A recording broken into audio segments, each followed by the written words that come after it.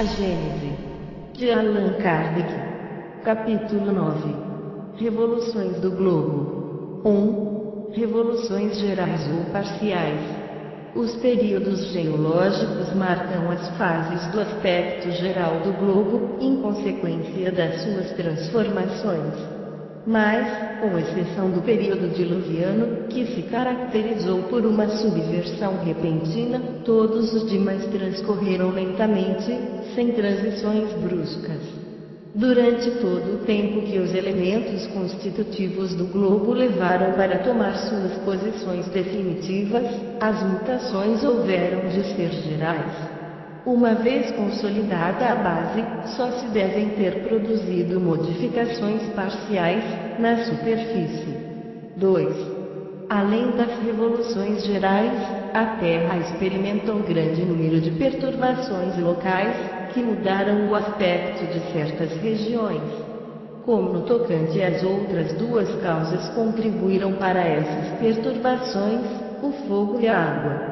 O fogo atuou produzindo, ou erupções vulcânicas que sepultaram, sob espessas camadas de cinzas e lavas, os terrenos circunjacentes, fazendo desaparecer cidades com seus habitantes, ou terremotos, ou levantamentos da crosta sólida, que impeliam as águas para as regiões mais baixas, ou o afundamento, em maior ou menor extensão, dessa mesma crosta, em alguns lugares, para onde as águas se precipitaram, deixando em seco outros lugares. Foi assim que surgiram ilhas no meio do oceano, enquanto que outras desapareceram, que porções de continentes se separaram e formaram ilhas, que braços de mar, secados, ligaram ilhas e continentes. Quanto à água, essa atuou, produzindo, ou a irrupção ou a retirada do mar de algumas costas, ou desmoronamentos que, interceptando as correntes líquidas, formaram lagos, ou transbordamentos e inundações, ou, enfim, aterros nas embocaduras dos rios. Esses aterros, rechaçando o mar, criaram novos territórios. Tal a origem do delta do Nilo, ou Baixo Egito, do delta do Ródano, ou Camarga. 3. Idade das montanhas. Examinando-se os terrenos dilacerados pelo erguimento das montanhas e das camadas que lhes formam os contrafortes, possível se torna determinar-lhes a idade geológica. Por idade geológica das montanhas, não se deve entender o número de anos que elas contam de existência, mas o período em que se formaram e, portanto, a relativa ancianidade que apresentam. Fora errôneo acreditar-se que semelhante ancianidade corresponde à elevação que lhes é própria, ou à natureza exclusivamente granítica que revele, uma vez que a massa de granito, ao dar-se o seu levantamento, pode ter perfurado e separado as camadas superpostas. Comprovou-se assim, por meio da observação, que as montanhas dos Vosges, da Bretanha e da Côte d'Or, na França, que não são muito elevadas, pertencem às mais antigas formações. Datam do período de transição, se não anteriores aos depósitos de Hulha. O Jura se formou no meado do período secundário, é contemporâneo dos répteis gigantes. Os Pirineus se formaram mais tarde, no começo do período terciário. O Monte Branco e o grupo dos Alpes ocidentais são posteriores aos Pirineus e datam da metade do período terciário. Os Alpes orientais, que compreendem as montanhas do Tirol, são ainda mais recentes, porquanto só se formaram pelos fins desse mesmo período. Algumas montanhas da Ásia são mesmo posteriores ao período diluviano, ou são contemporâneas.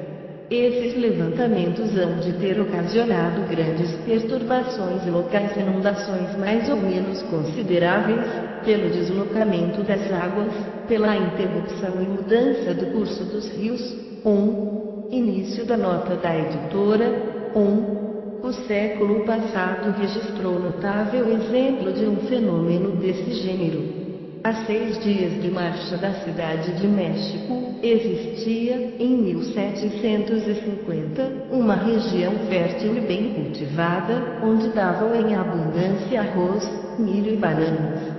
No mês de junho, pavorosos tremores de terra abalaram o solo, renovando-se continuamente durante 2 meses inteiros.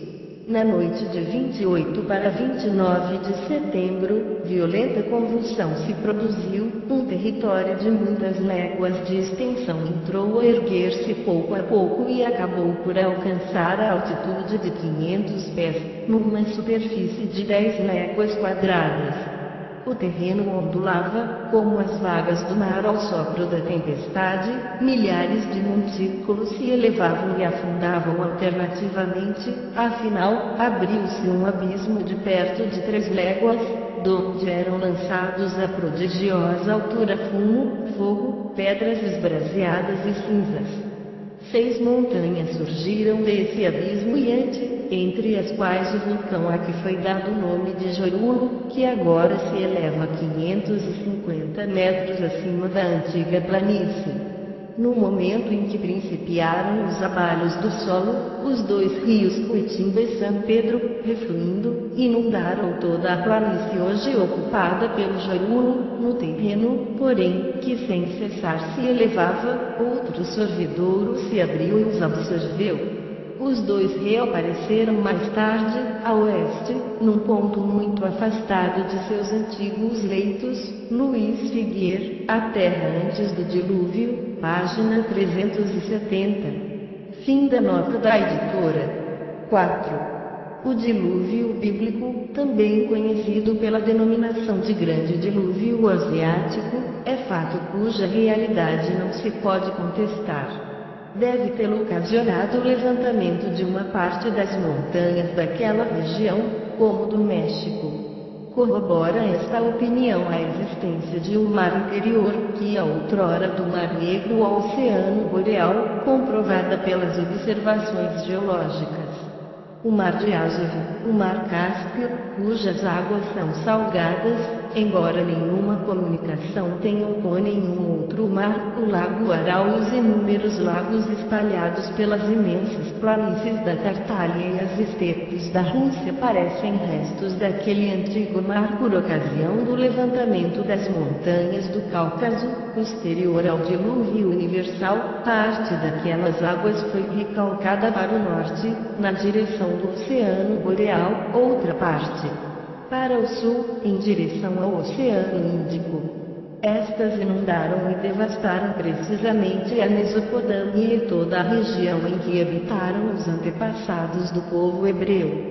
Embora esse dilúvio se tenha estendido por uma superfície muito grande, é atualmente ponto averiguado que ele foi apenas local, que não pode ter sido causado pela chuva, pois, por muito copiosa que esta fosse e ainda que se prolongasse por 40 dias, o cálculo prova que a quantidade d'água caída das nuvens não podia bastar para cobrir toda a terra, até acima das mais altas montanhas.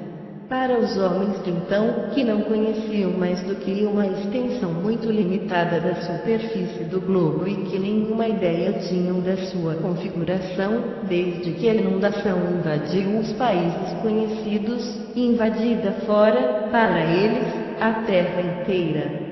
Se a essa crença de dar-nos a forma imaginosa e hiperbólica da descrição, forma peculiar ao estilo oriental, já não nos surpreenderá o exagero da narração bíblica. 5. O dilúvio asiático foi evidentemente posterior ao aparecimento do homem na Terra, visto que a lembrança dele se conservou pela tradição em todos os povos daquela parte do mundo, os quais o consagraram em suas teogonias. 1. Início da nota da editora. 1. A lenda indiana sobre o dilúvio refere, segundo o livro dos Vedas, que Brahma, transformado em peixe, se dirigiu ao piedoso monarca Vaivasvata e lhe disse: chegou o momento da dissolução do universo, em breve estará destruído tudo o que existe na terra. Tens que construir um navio em que embarcarás, depois de teres embarcado sementes de todos os vegetais. Esperar-me-ás nesse navio e eu virei ter contigo, trazendo à cabeça um chifre pelo qual me reconhecerás. O santo obedeceu, construiu um navio, embarcou nele e atou por um cabo muito forte ao chifre do peixe. O navio foi rebocado durante muitos anos com extrema rapidez, por entre as trevas de uma tremenda tempestade, abordando, afinal, ao cume do monte Himalaia. Brahma ordenou em seguida a Vaivasvata que criasse todos os seres e com eles povoasse a terra.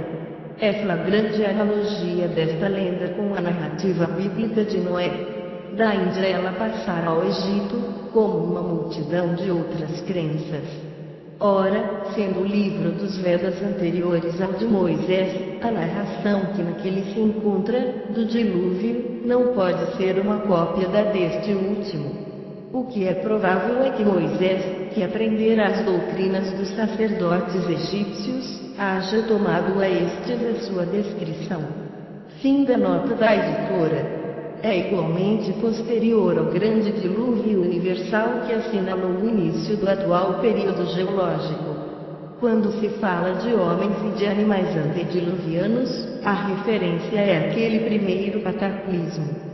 6. Revoluções periódicas. Além do seu movimento ano em torno do Sol, origem das estações, do seu movimento de rotação sobre si mesma em 24 horas, origem do dia e da noite, tem a Terra um terceiro movimento que se completa em cerca de 25 mil anos, ou, mais exatamente, em 25.868 anos, e que produz o fenômeno denominado, em astronomia, precessão dos equinócios, capítulo 5, número 11. Este movimento, que não se pode explicar em poucas palavras, sem o auxílio de figuras e sem uma demonstração geométrica, consiste numa espécie de oscilação circular, que se há comparado a de um peão a morrer, e por virtude da qual o eixo da Terra, mudando de inclinação, descreve um duplo cone cujo vértice está no centro do planeta, abrangendo as bases desses cones a superfície circunscrita pelos círculos polares, isto é, uma amplitude de 23,5 graus de raio. 7. O equinócio é o instante em que o Sol, passando de um hemisfério a outro, se encontra perpendicular ao Equador, o que acontece 2 vezes por ano, a 21 de março, quando o Sol passa para o hemisfério boreal, e a 22 de setembro, quando volta ao hemisfério austral. Mas, em consequência da gradual mudança na obliquidade do eixo, o que acarreta outra mudança na obliquidade do Equador sobre a eclíptica, o momento do equinócio avança cada ano de alguns minutos, 25 minutos e 7 segundos. A esse avanço é que se deu o nome de precessão dos equinócios, do latim proicedere, caminhar para diante, composto de proi, adiante e cedere, ir-se. Com o tempo, esses poucos minutos fazem horas, dias, meses e anos, resultando daí que o equinócio da primavera, que agora se verifica no mês de março, em dado tempo se verificará em fevereiro, depois em janeiro, depois em dezembro. Então o mês de dezembro terá a temperatura de março a de junho e assim por diante, até que, voltando ao mês de março, as coisas se encontrarão de novo no estado atual, o que se dará ao cabo de 25.868 anos, para recomeçar indefinidamente a mesma revolução. Início da nota da editora.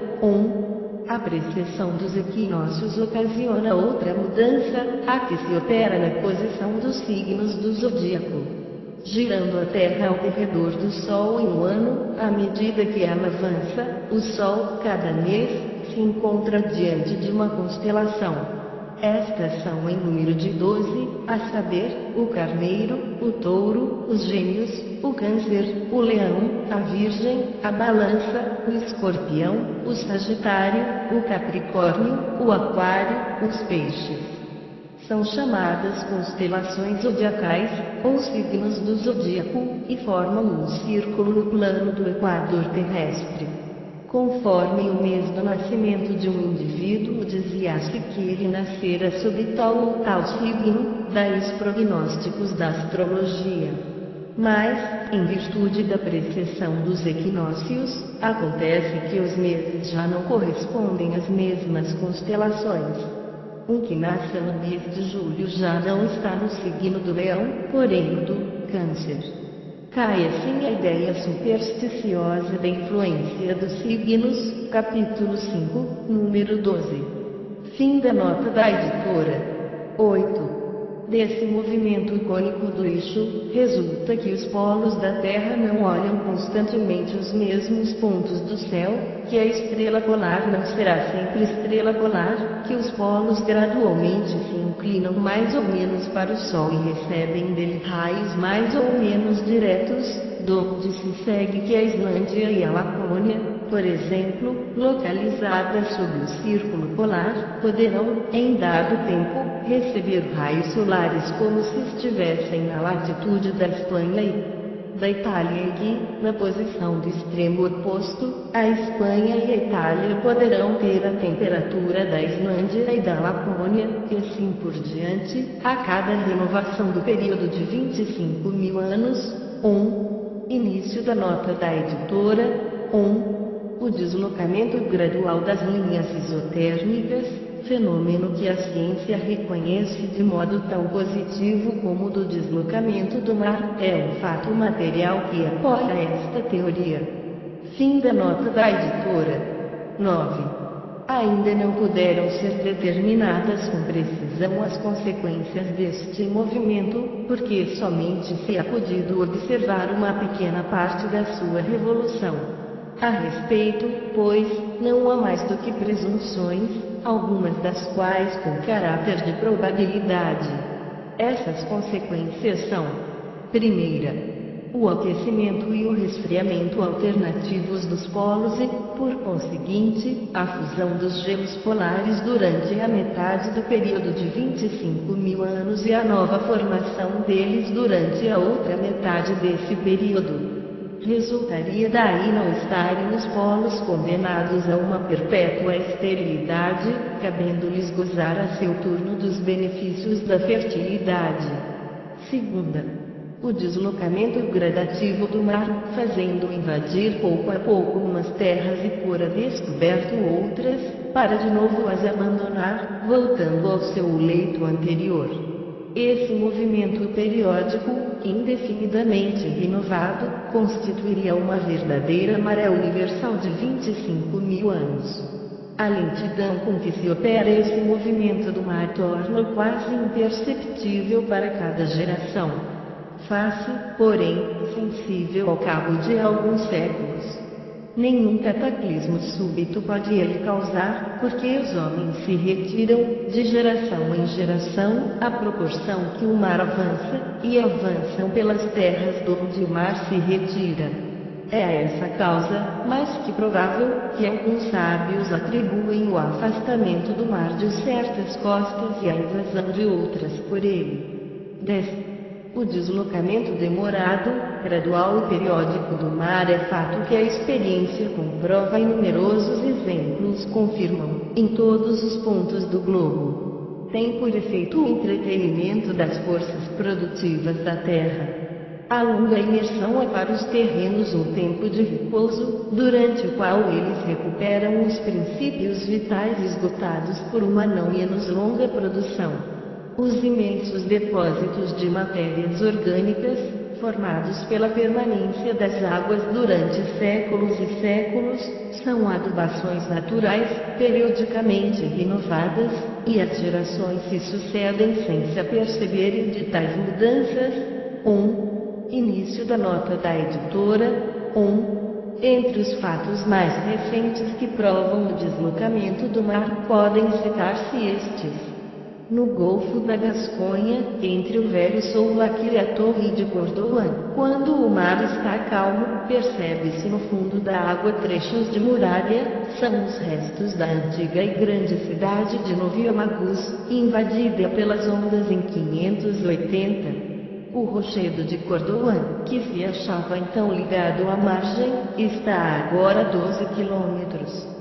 No Mar da Mancha, sobre a costa do Havre, as águas dia a dia ganham terreno e minam as penedias de Saint-Adresse, que pouco a pouco desmoronam. A 2 quilômetros de costa entre Saint-Adresse e o Cabo de Eve, existe um banco que outrora se achava à vista e ligado à terra firme. Antigos documentos atestam que nesse lugar, por sobre o qual hoje se navega, existia a aldeia de Saint-Denis, chefe de Caux. Tendo o mar invadido, no 14º século, o terreno, a igreja foi tragada em 1378.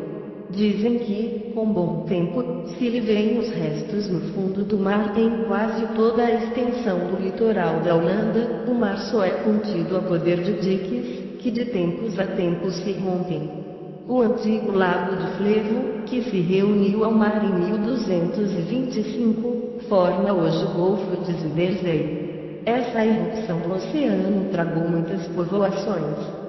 Segundo isto, o território de Paris e da França toda seria de novo ocupado pelo mar, como já o foi muitas vezes, conforme o demonstram as observações geológicas. Então, as partes montanhosas formarão ilhas, como são agora Jersey, Guernesey e a Inglaterra, outrora contíguas ao continente. Navegar-se-á por sobre regiões que atualmente se percorrem de caminho de ferro, os navios aportarão a Montmartre, ao Monte Valeriano, aos outeiros de Saint-Cloud e de Meudon, os bosques e florestas, agora lugares de passeio, ficarão sepultados nas águas, cobertos de limo e povoados de peixes, que substituirão as aves. O dilúvio bíblico não pode ter tido essa causa, pois que foi repentina a invasão das águas e de curta duração a permanência delas, ao passo que, de outro modo, essa permanência houvera sido de muitos milhares de anos e ainda duraria, sem que os homens dessem por isso. Fim da nota da editora. 11. Cataclismos futuros. As grandes comoções telúricas se têm produzido nas épocas em que a crosta sólida da Terra, pela sua fraca espessura, quase nenhuma resistência oferecia à efervescência das matérias em ignição no seu interior. Tais comoções foram diminuindo, à proporção que aquela crosta se consolidava. Numerosos vulcões já se acham extintos, outros os terrenos de formação posterior soterraram. Ainda, certamente, poderão produzir-se perturbações locais, por efeito de erupções vulcânicas, da eclosão de alguns vulcões novos, de inundações repentinas de algumas regiões, poderão do mar surgir ilhas e outras ser por ele tragadas, mas passou o tempo dos cataclismos gerais, como os que assinalaram os grandes períodos geológicos. A Terra adquiriu uma estabilidade que, sem ser absolutamente invariável, coloca doravante o gênero humano ao abrigo de perturbações gerais, a menos que intervenham causas desconhecidas, a ela estranhas e que de modo nenhum se possam prever. 12. Quanto aos cometas, estamos hoje perfeitamente tranquilizados com relação à influência que exercem, mais salutar do que nociva, por parecerem eles destinados a reabastecer os mundos, se assim nos podemos exprimir, trazendo-lhes os princípios vitais que eles armazenam em sua corrida pelo espaço e com o se aproximarem dos sóis. Assim, pois, seriam antes fontes de prosperidades, do que mensageiros de desgraças. A natureza fluídica, já bem comprovada, capítulo 6, números 28 e seguintes, que lhes é própria afasta todo o receio de choques violentos, porquanto, se um deles encontrasse a terra, esta o atravessaria, como se passasse através de um nevoeiro.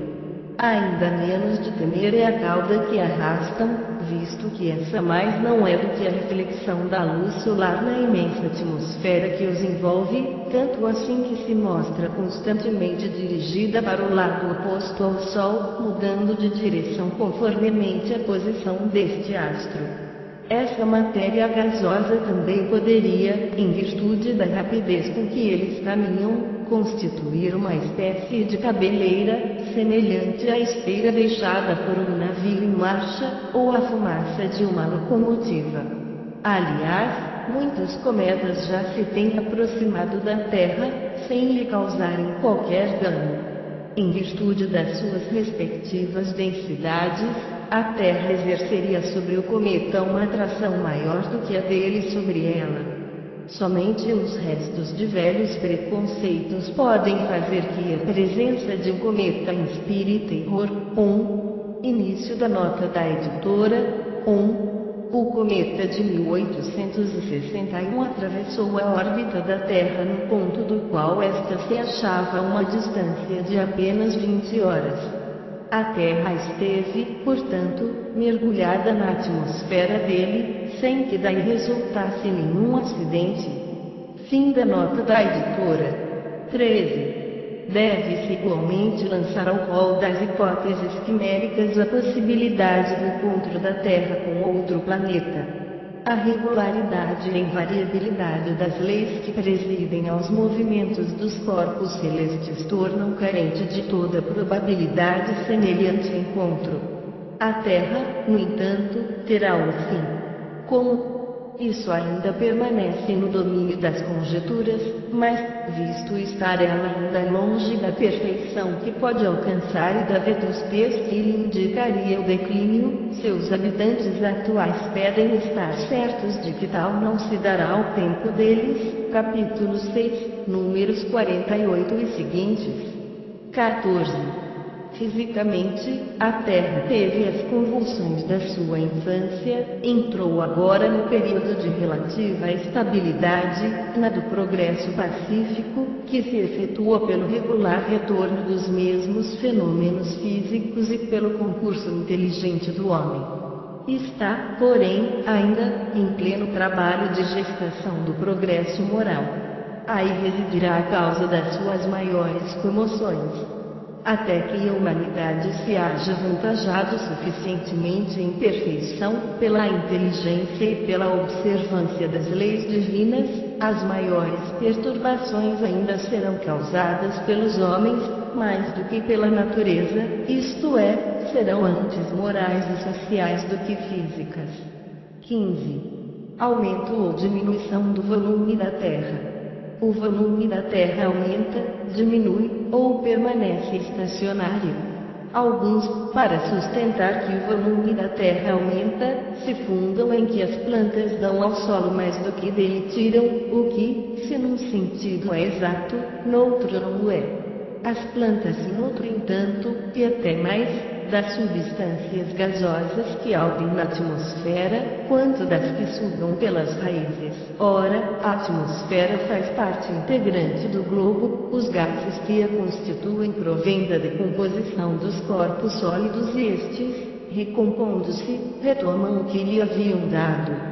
É uma troca, ou, antes, uma perpétua transformação, de tal sorte que, operando-se o crescimento deles com o auxílio dos elementos constitutivos do globo, os despojos dos vegetais e dos animais, por muito consideráveis que sejam, não lhe aumentam de um átomo a massa. Se, por essa causa, a parte sólida do globo aumentasse de modo permanente, isso se daria à custa da atmosfera, que diminuiria de outro tanto e acabaria por se tornar imprópria à vida, se não recuperasse, pela decomposição dos corpos sólidos, o que perde pela composição deles.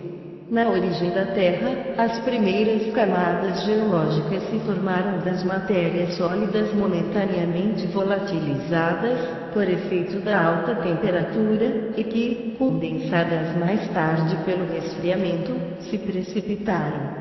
Incontestavelmente, elas elevaram um pouco a superfície do solo, mas sem acrescentarem coisa alguma massa total, pois que ali apenas havia um deslocamento de matéria. Quando, expurgada dos elementos que continha em suspensão, a atmosfera se encontrou no estado normal, as coisas tomaram o curso regular em que depois seguiram.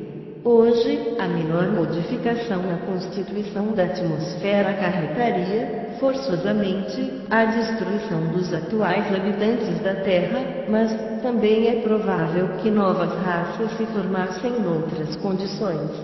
Considerada desse ponto de vista, a massa do globo, isto é, a soma das moléculas que compõem o conjunto de suas partes sólidas, líquidas e gasosas, é incontestavelmente a mesma, desde a sua origem.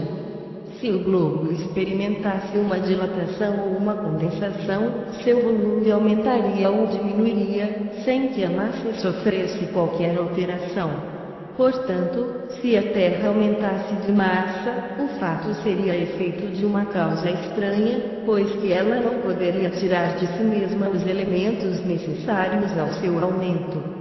Há uma opinião segundo a qual o globo aumentaria de massa e de volume pelo afluxo da matéria cósmica interplanetária. Esta ideia nada tem de racional, mas é por demais hipotética para ser admitida em princípio. Não passa de um sistema combatido por sistemas contrários, sobre os quais a ciência ainda nada estabeleceu.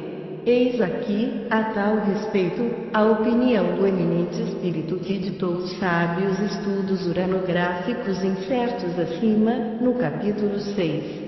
Os mundos se esgotam pelo envelhecimento e tendem a dissolver-se para servir de elementos de formação a outros universos. Restituem pouco a pouco ao fluido cósmico universal do espaço que dele tiraram para formar-se. Além disso, todos os corpos se gastam pelo atrito, o movimento rápido e incessante do globo através do fluido cósmico dá em resultado diminuir-se-lhe constantemente a massa, se bem que de quantidade inapreciável em determinado tempo. Início da nota da editora. No seu movimento de translação em torno do Sol, a velocidade da Terra é de 400 léguas por minuto. Sendo de 9.000 léguas a sua circunferência, em seu movimento de rotação ao redor do seu eixo, cada ponto do Equador percorre 9.000 léguas em 24 horas, ou 6,3 léguas por minuto. Fim da nota da editora. A existência dos mundos pode, a meu ver, dividir-se em 3 períodos. Primeiro período, condensação da matéria, período esse em que o volume do globo diminui consideravelmente, conservando-se a mesma massa. É o período da infância. Segundo período, contração, solidificação da crosta, eclosão dos germes, desenvolvimento da vida até a aparição do tipo mais aperfeiçoado. Nesse momento, o globo está em toda a sua plenitude, é a época da virilidade, ele perde, mas muito pouco, os seus elementos constitutivos. À medida que seus habitantes progridem espiritualmente, passa ele ao período de decrescimento material, sofre perdas, não só em consequência do atrito, mas também pela desagregação das moléculas, como uma pedra dura que, corroída pelo tempo, acaba reduzida a poeira. Em seu duplo movimento de rotação e translação, ele entrega ao espaço parcelas fluidificadas da sua substância, até ao momento em que se completa a sua dissolução. Mas, então, como o poder de atração está na razão direta da massa, não digo do volume, diminuída a massa do globo, modificam-se as suas condições de equilíbrio no espaço. Dominado por planetas mais poderosos, aos quais ele não pode fazer contrapédio, resultam daí desvios nos seus movimentos e, portanto, também profundas mudanças nas condições da vida em sua superfície. Assim, nascimento, vida e morte, ou infância, virilidade, decrepitude são as três fases por que passa toda a aglomeração de matéria orgânica ou inorgânica. Indestrutível, só o espírito, que não é matéria. Galileu, Sociedade de Paris, 1868.